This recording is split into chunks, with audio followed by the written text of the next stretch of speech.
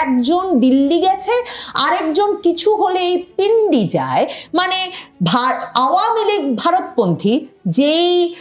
Slogan, যেই রাজনৈতিক অভিযোগ, যে ধরনের বক্তব্য বিএনপি সব সময় তার রাজনৈতিক মঞ্চে রেখেছে, তার সঙ্গে বিএনপি নেতা এবার যোগ করেছেন যে তাদের এবারের প্রধান প্রতিদ্বন্দ্বী জামায়াতে ইসলাম নাকি কিছু হলেই পিন্ডি যায়। এসব বলে তিনি যখন রাজনৈতিক মাঠ সরগরম করতে চাইছেন, তখন